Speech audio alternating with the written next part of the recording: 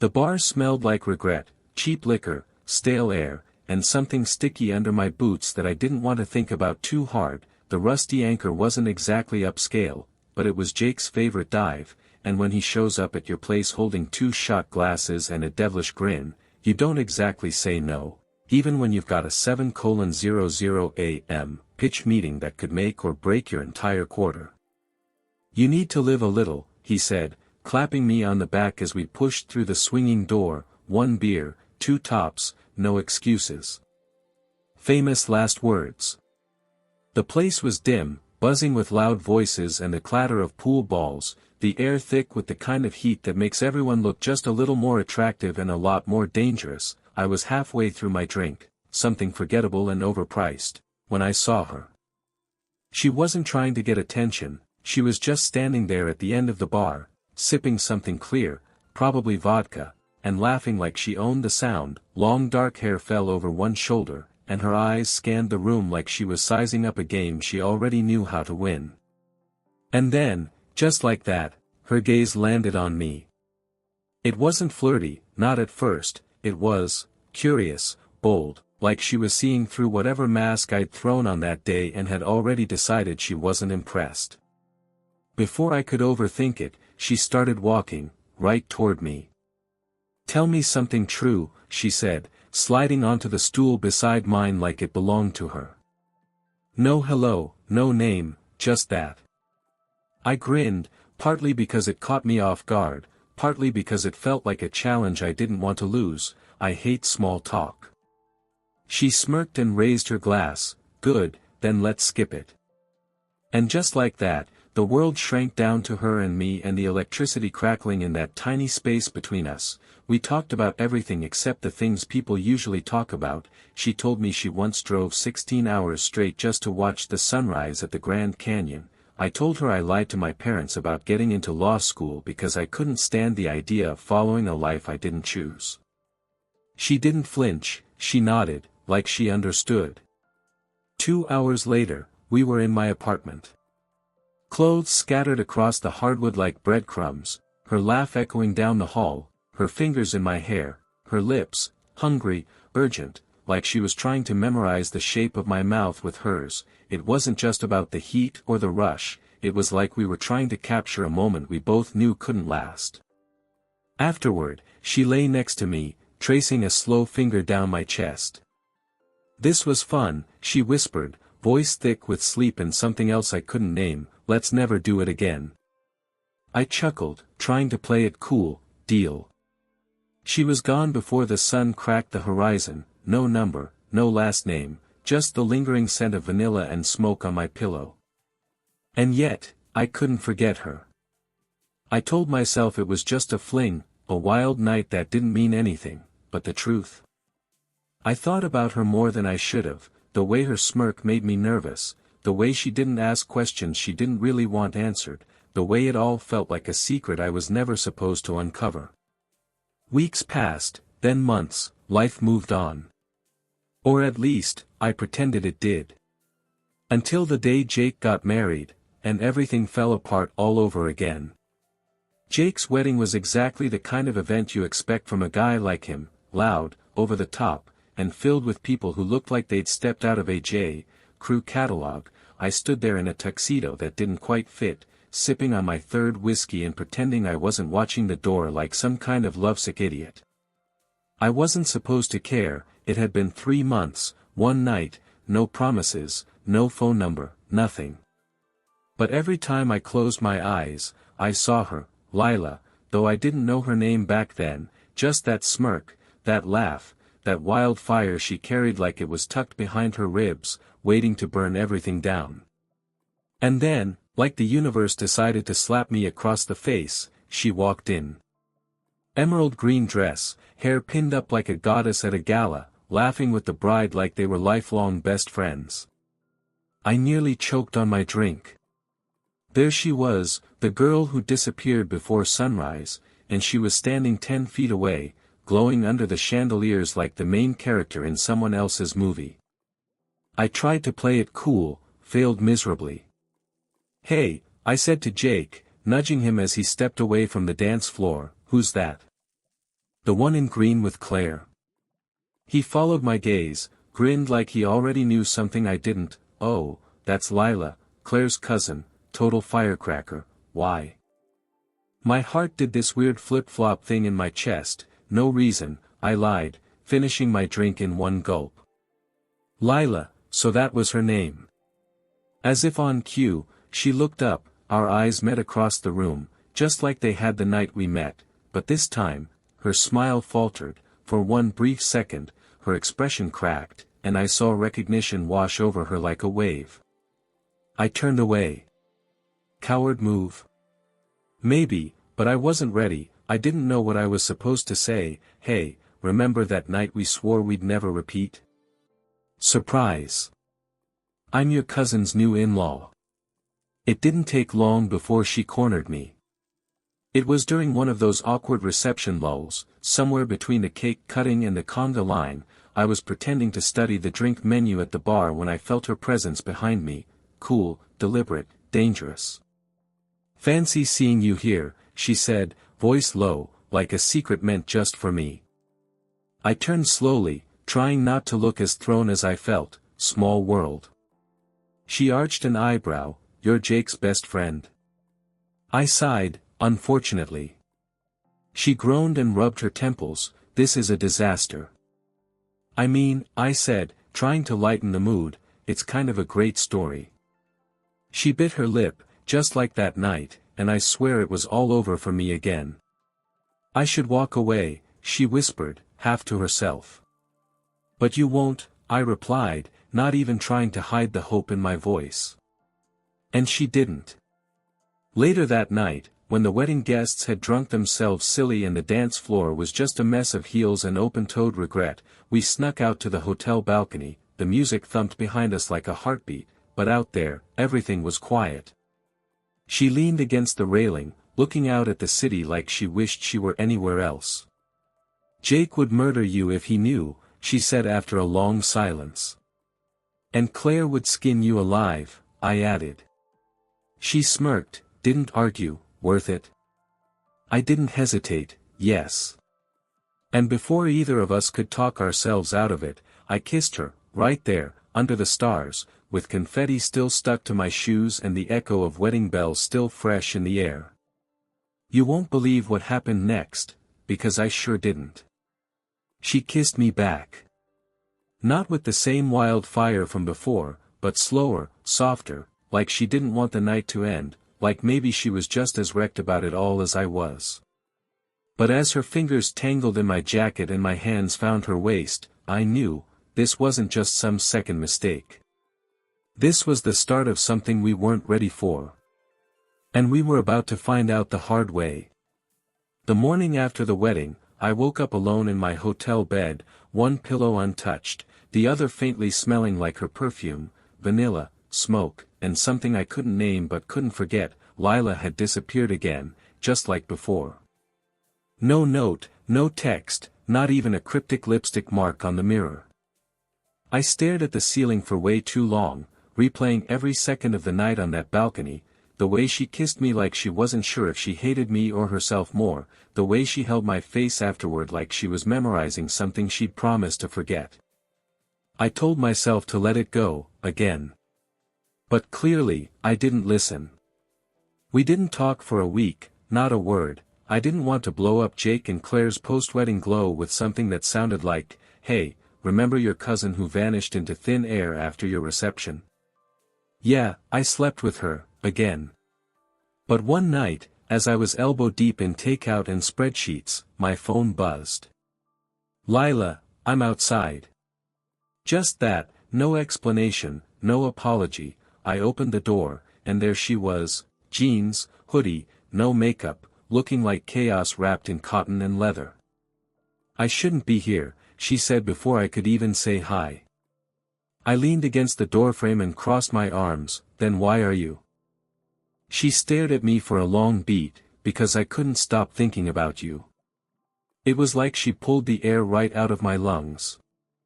We didn't talk much that night. She curled up on my couch, her legs tangled with mine, both of us watching some bad detective show neither of us could follow, and when she fell asleep on my shoulder, I didn't move, not even when my arm went numb. I didn't want to wake her, didn't want the spell to break.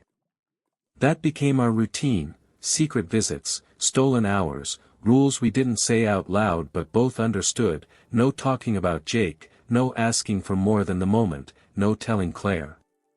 It was reckless, it was stupid. And it felt real. We were both living double lives. I'd go to Sunday barbecues at Jake's house and laugh like I wasn't hiding the biggest lie of my life. Lila would sit across from Claire at brunch and smile like her heart wasn't tangled up in something doomed. You won't believe how long we kept the secret. 2 months. 2 full months of sneaking around like teenagers with too much to lose. It was thrilling and terrifying and addicting. But secrets like that? They don't stay buried forever. It was a Wednesday when the cracks finally started to show. Jake and Claire had invited us both to game night. It was supposed to be innocent, cards, pizza, cheap wine, but the second Lila walked in, late and flustered, wearing my hoodie, the one I swore I'd lost, I knew we were in trouble. Claire noticed first. She narrowed her eyes, tilted her head, and asked, "Where'd you get that sweatshirt?" Lila froze for half a second. "Thrift store." Jake snorted, "Weird, looks just like the one you used to wear, man." I forced a laugh, but my heart was thudding so loud I could barely hear myself think. That night, after we made our separate exits, Lila texted me. "Lila, they're starting to notice." Me, "So what do we do?" The reply came quick. "Lila, we stop." I stared at the screen like it had punched me. Me, "Do you want to?" She didn't answer right away. Lila, "No, but we have to." I didn't sleep that night. Because the truth was, I didn't want to stop either. I didn't care about the rules anymore. I cared about her. And that was the most dangerous feeling of all. They say the truth always comes out, but I used to think that was just something people said to scare each other into behaving. Turns out, the truth doesn't just come out, it explodes, and when it does, it doesn't care who's standing in the blast radius. After that night, the game night, when Lila texted me saying we had to stop, something in me cracked, not in an angry, throwing glasses at the wall kind of way, more like that quiet, hollow ache you feel when you realize something you never planned on wanting has become something you can't bear to lose. I told myself I'd let her go, that I'd be the bigger person, that I'd respect the boundaries she was drawing in the sand, even if she was only doing it to protect everyone but us. But I couldn't stop myself from checking my phone every 5 minutes, waiting for a message that never came.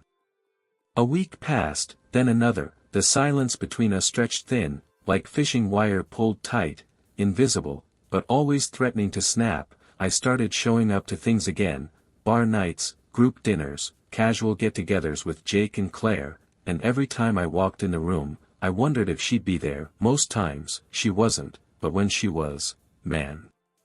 She'd sit across the room, laughing a little too loudly at someone's joke, sipping wine like it was armor, and refusing to meet my eyes. And I'd sit there pretending I wasn't unraveling. But I wasn't the only one falling apart.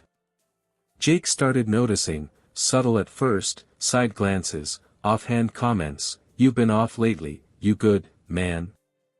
You're not seeing anyone, are you? Thought you said you were laying low." I brushed him off every time, but the truth was eating me alive. Then came the night. Jake's birthday, big group dinner. Claire reserved this swanky private room at a downtown Italian place, and everyone was there. I mean everyone, old college buddies, cousins, co-workers, childhood friends, and, of course, Lila. She showed up late, as usual, wearing this soft red dress that made my mouth dry. She barely acknowledged me, but I could feel the tension from across the table like static electricity waiting to jump. We were both pretending so hard that I think it made everything worse. Somewhere between the second bottle of wine and the overly dramatic tiramisu presentation, Claire leaned over to Lila and whispered something. Lila stiffened. I caught it, even from where I was sitting. Then Claire looked at me, not suspicious, not angry, just curious. So, she said, loud enough for the table to hear, Lila, are you seeing anyone lately? My stomach dropped. Lila blinked, froze. I didn't breathe. She smiled, that tight, practiced smile she used when she was cornered, nope, just enjoying the single life. And the table laughed, because that's what people do when they don't know the truth, they laugh and drink and joke and smile, completely unaware that there's a grenade ticking under the tablecloth. Jake raised his glass and said, well, whoever gets her is in for a wild ride, she's a handful.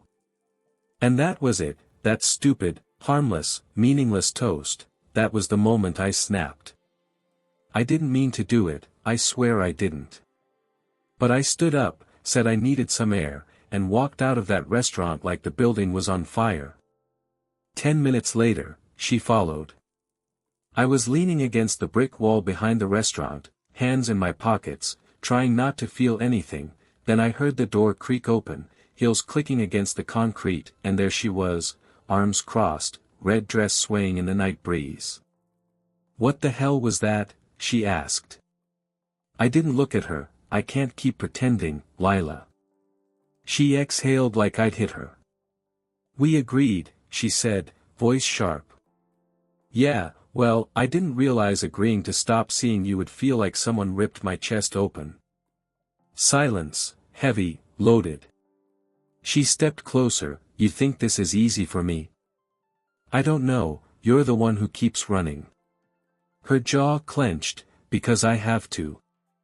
Because I can't sit across from my cousin, who trusts me, and smile while I lie to her face, you're Jake's best friend, this would destroy everything. I looked at her then, really looked. And I realized, for the first time, that she wasn't just scared of getting caught. She was scared of feeling something real. Lila, I said quietly, do you feel anything when you're with me? She didn't answer right away. Instead, she walked up to me, placed a hand against my chest, and whispered, every time. Then she kissed me. Right there, behind the restaurant, with the sounds of laughter and clinking glasses spilling out the door. But this kiss wasn't like the others. It was goodbye. I felt it in the way she pulled away too soon, the way she didn't look back when she walked off into the dark. And that was the last time I saw her. At least, for a while. Because the universe? Oh, it wasn't done with us yet. You won't believe what happened next, but when the truth finally came out, it didn't come from me. It came from Claire. And it shattered everything. It had been almost 3 weeks since that kiss behind the restaurant, since she walked away without looking back and I stood there feeling like a fool with my heart in my hands. We hadn't spoken, not a text, not a call, nothing. I kept going through the motions like a ghost, pretending to laugh at Jake's jokes, nodding through meetings, answering emails I barely read, but inside, I was unraveling thread by thread. Then came the night Claire called me. It was a Wednesday, ordinary, I was halfway through a 6-pack and watching some mindless action movie when my phone lit up. Claire, hey, can we talk? My stomach dropped, there was something about those 4 words, not, you free, or, what's up? Just a quiet, calm can we talk? And I knew, deep down, I knew. I called her back immediately, already bracing for it. Hey, she said softly. Hey, everything okay? There was a pause, long, heavy. I know, she said. I didn't ask what she meant, I didn't have to. She exhaled sharply, like she'd been holding her breath for hours, you and Lila, I know. I felt like I'd been punched in the chest. How long? She asked. My throat closed up, it wasn't. It wasn't supposed to be anything. That's not what I asked. I sank into the couch, since your wedding. Dead silence. She let that hang in the air like a noose. Then she laughed, not a funny laugh, but the kind people make when they're trying not to cry. Jesus, my wedding, huh? That's poetic. I swear we never meant to hurt you or Jake. Claire's voice turned cold, but you did. I didn't argue, because she was right. She told me she didn't know what she was going to do, but that Jake deserved the truth, that maybe I should be the one to tell him, before he heard it from someone else. I nodded even though she couldn't see me. I'll talk to him, tomorrow. But I didn't sleep that night. I just laid there, staring at the ceiling, wondering when exactly my life had turned into a landmine field of secrets, shame, and shattered trust. The next evening, I showed up at Jake's place. He was in the garage, tinkering with his old motorcycle, sleeves rolled up, music blasting like nothing was wrong. I stood there watching him for a minute, trying to remember what it felt like to be just his best friend, before all this, before the secrets and the lies and the woman we both never saw coming. He spotted me and grinned, look who crawled out from under his rock. I smiled back, but it didn't reach my eyes. I need to talk to you, man. He wiped his hands on a rag. What's up? I swallowed hard. It's about Lila. And right there, before I even said another word, he knew. His face changed, eyes narrowing just enough to make my heart race. What about her? I took a breath. We've been seeing each other, since the wedding. I didn't plan it, I swear I didn't, but it happened, and I should have told you sooner. Silence. The music played on in the background, completely out of place now, a steady beat to the unraveling of a friendship I never thought I'd lose. Jake stared at me. You mean to tell me, you've been sneaking around with Claire's cousin behind my back? It wasn't like that. Oh really? He snapped. How was it, then? Because from where I'm standing, it looks exactly like betrayal. I didn't know what to say, every word I wanted to offer sounded like an excuse. He shook his head and laughed bitterly. You know, I always thought if someone stabbed me in the back, it'd be a stranger, not you. I didn't mean for it to go this far. But you let it, he shot back. Every time you lied to my face, every time you stood across the room and smiled like everything was normal. I loved her, I said suddenly, out loud, for the first time. Jake's eyes widened. I didn't know it until it was already happening, I went on, but yeah, I loved her, and I think part of me still does. He shook his head slowly. Then you should have had the guts to say something sooner. He walked back into the garage, and I knew it was over, not forever, maybe, but for now. That night, I drove aimlessly for hours, through side streets and highways, past gas stations and empty parking lots. I didn't have a destination, I just needed to be nowhere. And then, as if fate still had one more card to play, my phone buzzed. Lila. 2 weeks of silence and then suddenly, just her name on my screen like a ghost rising from the past. I pulled over and answered. Hey, she said, voice small. Claire told you, I said. She paused. She did. And Jake knows, I told him. I figured. There was a beat of silence. Then she whispered, I didn't mean for it to blow up like this. None of us did. I miss you, she said, and I swear it almost broke me. I miss you too. We were quiet again, but this time, it felt like the silence was holding us together instead of pulling us apart. Finally, she said, so now what? I looked up at the night sky, stars blurry through my windshield. I don't know, maybe, we stop running. She didn't answer right away, then softly, come over. I didn't think, I just drove. That night, we didn't talk much, we didn't need to. We sat on her porch until the sun came up, our fingers brushing now and then like we were trying to remember how to touch each other without setting everything on fire. The damage was done, the dust was still settling. But in that quiet, messy, broken space, we were honest. We knew it wouldn't be easy. We knew people would talk, that Jake might never forgive me, that Claire might never look at her the same way again. But maybe, just maybe, love was worth the fallout. And if not love, then at least the truth. Because some mistakes, some moments, they're worth repeating. And this time, we weren't going to pretend otherwise.